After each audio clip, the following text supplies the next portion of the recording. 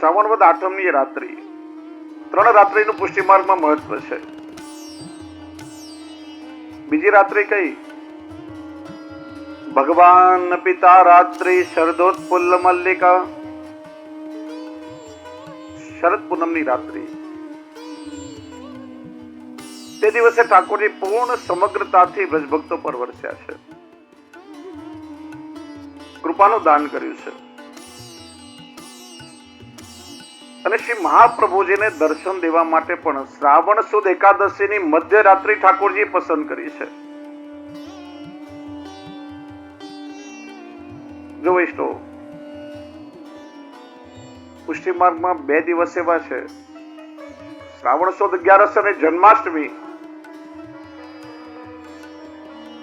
એમાં પ્રભુ પોતાની સમગ્રતાથી વરસ્યા છે. કદાચ ઠાકોરજીને પોતાની ખબર નહીં હોય કે પ્રભુએ કેટલી કૃપા વરસાવી છે.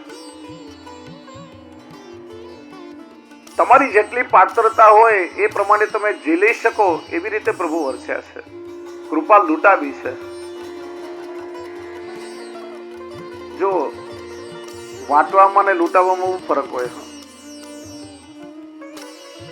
પ્રસાદ વંટાતો હોય ને, મંદિરમાં તમે જાઓ ને, પ્રસાદ વંટાતો હોય તો એ વાંટનાર પર આધાર રાખે છે કે કેટલો આપે. કોઈની સાથે ના બનતું હોય ને તો આમ ચપટી આપે, ને કોઈ પોતાના નજીકનો હોય ને તો મુઠ્ઠી ભરીને આપી દે.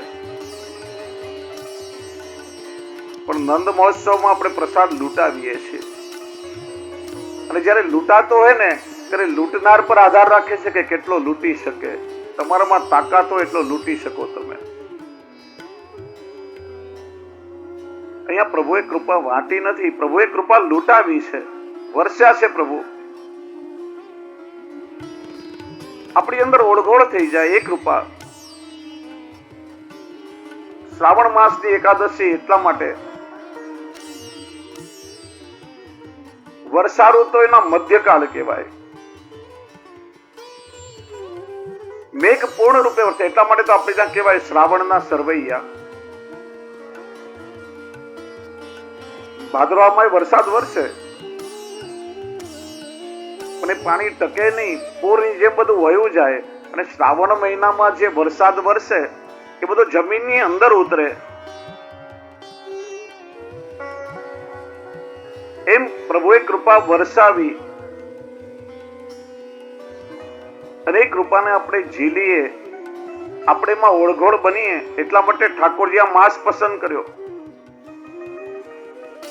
શ્રી મહાપ્રભુજી કહે છે કે જયારે પ્રભુ તમારા પર પોતાની સમગ્રતાથી વરસતા હોય, પોતે પ્રભુ કૃપા કરવા પધાર્યા હોય, ત્યારે તમે એનું સ્વાગત કઈ રીતે કરશો?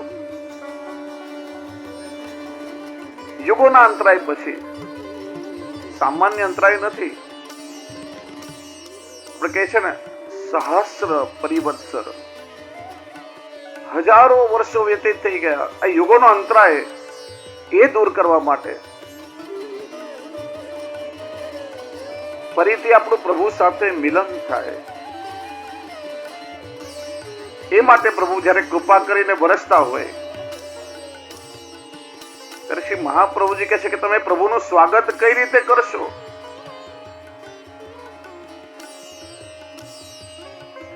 તમે ઠાકોરજીને કેટલું આપ્યું એનું મહત્વ નથી,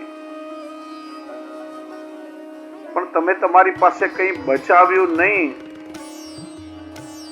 તમે સર્વસ્વ એના ચરણોમાં ધરી દીધું, એ પ્રભુનું સ્વાગત છે.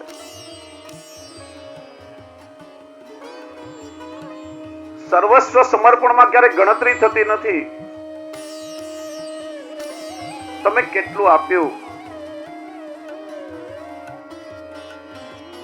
બહુ એક સરસ મેં પ્રસંગ ક્યાંક વાંચ્યો હતો.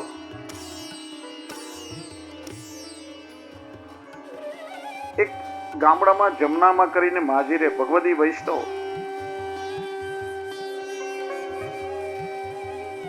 પ્રભુની સેવા કરે, અને ગામમાં એક બીજું મર્યાદા માર્ગી મંદિર પણ હતું.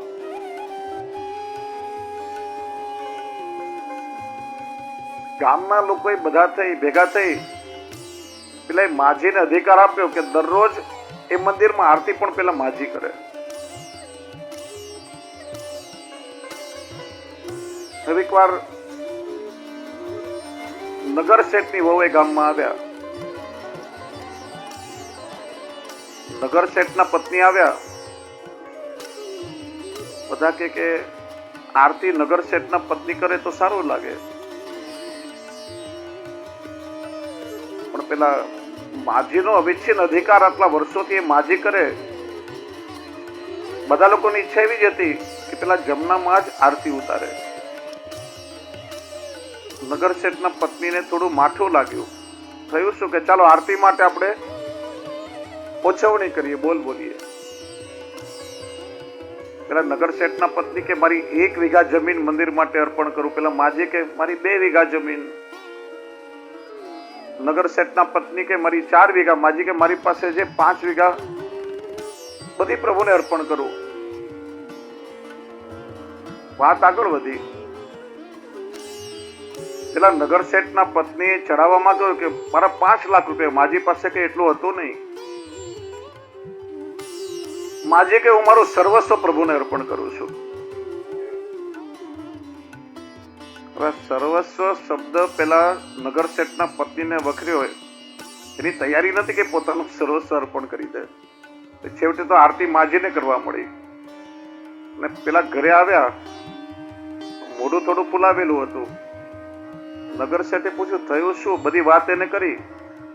પેલી 2 ડોકડાની જમના ડોશી ચડાવવામાં પોતાનું સર્વસ્વ અર્પણ કરી દીધું ને આરતી મારા ભાગની એણે કરી લીધી. મારું અપમાન મને લાગ્યું.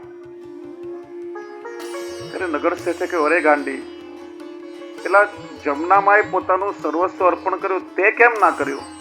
તારે કરી દેવું જોઈએ ને. મેં ક્યાં તને ના પાડી હતી? એ નગર શેઠ પત્નીને લઈ માજી પાસે આવ્યા. જો ચતુરાઈ કોને કહેવાય. આ માજીએ તો પોતાનું સર્વસ્વ પ્રભુને સમર્પણ કરી દીધું. ત્યારે ઠાકોરજીએ કેવી કૃપા કરી. પેલા નગર શેઠ માજીને કે માજી તમારી કોઈ દીકરો નથી ને? આથી હું તમારો દીકરો ને તમે મારી માં. માજીને આવો કરોડપતિ દીકરો એ મળ્યો. અને બીજા દિવસથી ગામમાં કોઈ પૂછે કે આરતી કોણ કરે, તો કે નગર શેઠની માં. આ નગર શેઠની ભક્તિ આરતી પોતાના ઘરની બનાવી દીધી. સર્વસ્વ સમર્પણ. પ્રભુ જ્યારે પોતાની સમગ્રતાથી કૃપા વરસાવવા પધાર્યા હોય ત્યારે કેટલું પ્રભુને ધર્યું એ મહત્વનું નથી. આપણે આપણી પાસે કશું બચાવીને રાખ્યું નથી એ મહત્વ છે. એનું નામ સર્વસ્વ સમર્પણ.